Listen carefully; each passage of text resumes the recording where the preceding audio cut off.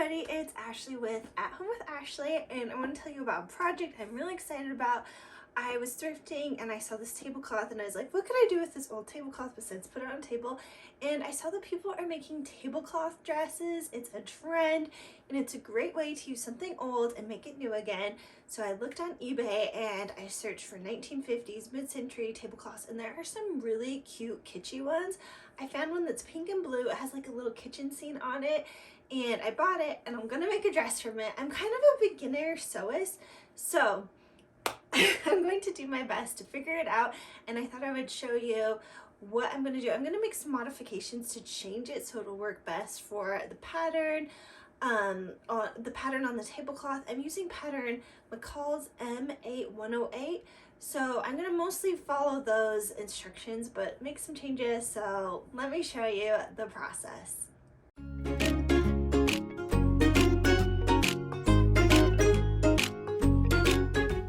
My first tip when working with this pattern is to size down.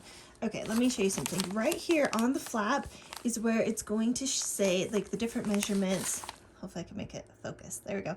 The different measurements and which size you should be.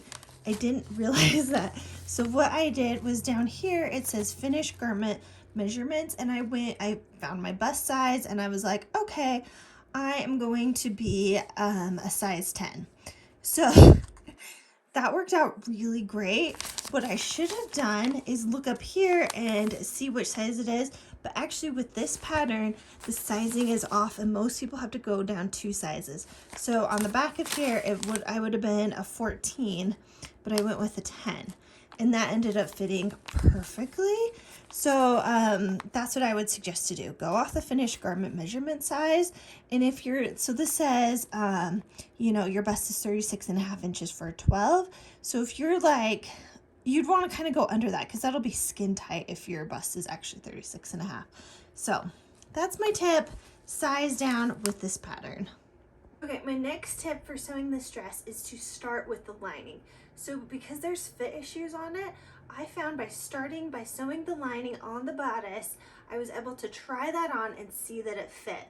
Now, this is not a waste of time because later you're gonna sew that exact lining into the dress. And because you already have it done, like it just saves you a step later on, and then you can also test fit it and you know it works without having to cut into the fabric on the dress on the tablecloth first. So that kind of saved me like some hassle in my brain, and I got to practice making the lining. So when it came to making the actual dress, it was much easier because I like had tried it. I knew how to quickly put the pieces together. So that was a really good thing that I accidentally did, but works great, and I would definitely suggest it. When cutting out the bodice, because I did a pattern on the front, I really wanted the pattern to look like one complete picture, which is tricky because on the boobs it's like a curved line, you know? So I made it so it kind of lined up top. And what I did was I cut out the middle piece first, and then I held that onto the fabric of the tablecloth, and I would fold over the seam allowance on both sides and got it until I was happy with how it was lining up. And then I drew a line there and I unfolded it and I drew another line for the seam allowance, so that's where I cut. So then I put the pattern piece on and then cut it out, and that ended up working out best. And I did a lot of fails before I got it right. A lot of like, oh, the pattern's like this, and because it's tricky to figure out the seam allowance and getting the picture to butt up. But I felt like that was worth my time because you know, the bottoms I just went with normal fabric from Joann. I found like this cute rainbow skirt pattern, and so I just used fabric I bought from the store because the tablecloth really didn't have enough to do both. So I wanted this to be like your focal point, and it was important to me that it matched up. If it's not important to you, you can skip that step, but that's how I got it to line up. The next change I made was on the sleeves of the dress. So the sleeve on the pattern, it has like a band at the bottom, so it's gathered at the top, it's gathered at the bottom, it's like a puff sleeve. It's very cute. But because I have that adorable pattern from the vintage tablecloth, I didn't want to add the band onto the bottom because I felt like it would gather up the pattern and you would really lose the scene. So I cut out the sleeves with the pattern that came with the dress. I did not use the band piece, and so I I gathered the shoulders, and then I was like, oh my gosh, this is kind of cute as is. So I just hemmed the bottom of the sleeve to make a bell sleeve to show off the pattern from the vintage tablecloth. And I love how the sleeve turned out. It's very cute. And if you're doing a tablecloth dress, I would totally do that. And my arms are like not the skinniest, so I actually love that it's very comfortable. So for me, that was a great change. Pinning on the lining was a little bit tricky around the sleeves. This isn't lining perfect. I wish it did. So what I had to do was you have to kind of push the sleeves totally down so that you can pin to like kind of the front of them. Maybe like the inside of them would be a better way to say it. And then when I got to the strap, so if you remember at this needs help. So if you remember, you based this on at the beginning. I need to clean that up too. You base this on at the beginning, and so when you pin the lining on, you have to take off the basting stitch and then pin that inside of here. So you move that, and the instructions don't say it, and I find it very complicated. That's better saying though. So yeah, the lining's on for me. Here is how the front is looking. The lining is in. That's looking very crisp. And the back is looking strange. Now let me tell you what I'm doing here. So instead of adding a zipper to the back, which I think would make it uncomfortable, you kind of need help to get dressed, I'm going to do shearing on this back panel. So I didn't line it because this is already kind of heavy fabric, and the heavier the fabric, the less shearing will work. So I didn't want to line it. I actually was planning on it the first, and then I shaped around. Anyway, so that's what I'm going to do next. So that should like make this hopefully come in a bit, and then I'll do elastic on the waist so it's more comfy. Wish me luck. So for this dress, the pattern called for a zipper in the back, and I've never put a zipper into a garment.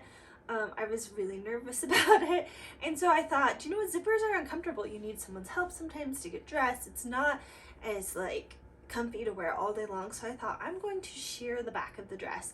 So that's when you kind of make it like one big like elastic piece. So as you saw from the last video, I cut it extra big. I added 10 inches to the back panels. So the back panels are like size like pattern piece 3, and there's 2 of them. So I added 10 inches to it and just made one big panel, and then I put it into the sewing machine. And in the bobbin I used elastic string that I just got from the store, the craft store. I got it from Joann.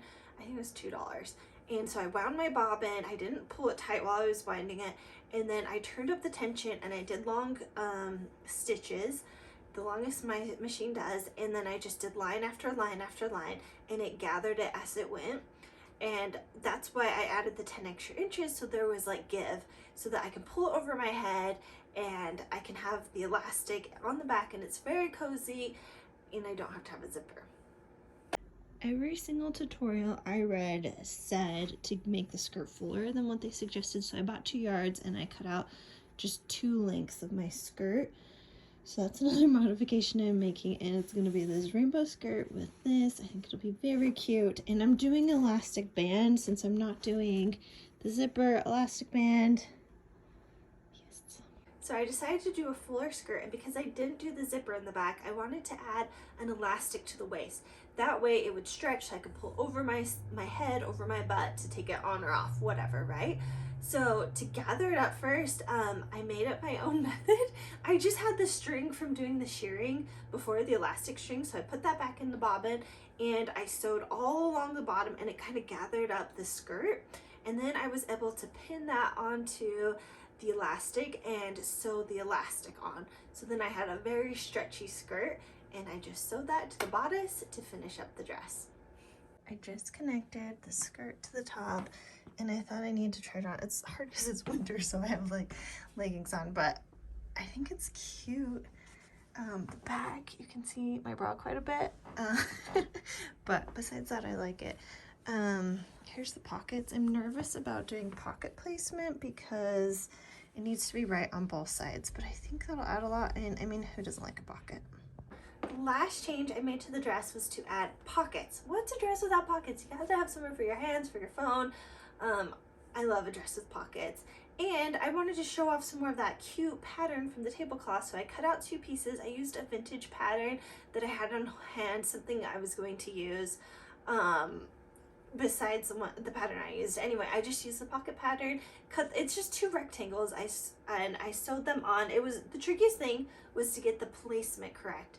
So I made sure to try on the dress and see where I naturally put my hand, so it's a little bit further down. And then I got the first one right, and then I worked forever to get the second one right. And I measured from the bottom, from the waist down to get the same height. And then I just made sure it looked symmetrical on both sides. That was really important to me. So I pinned it on, and I had to like change the other side a bunch of times until I got it perfect. And then I sewed both pockets on. And on Instagram, a lot of people were like, I've never seen pockets like this. That's so weird to have like front pockets without it being an apron. But like I said, the vintage pattern had them, and I want to show off the pattern, and it's my dress and I'm designing it, so I get to make it however I want. And I thought that style was very cute. So I had to have pockets, and I got pockets. I wanted to show you how the dress turned out. I think it's so cute. I'm really, really happy with it. The pattern on the top is cute. The pockets are adorable. It's actually very comfortable. It's easy to take on and off. Probably the only thing I would change is I cut the skirt a little bit short. I might add like an inch to the bottom, but I think it's really fun. I would love to hear what you guys think in the comments. Would you make your own tablecloth dress? I got my tablecloth on eBay, and there's lots of really cute ones. I actually ordered one maybe for an Easter dress, so to be continued. Thank you guys for watching. Give me a thumbs up if you liked it, and have a good day.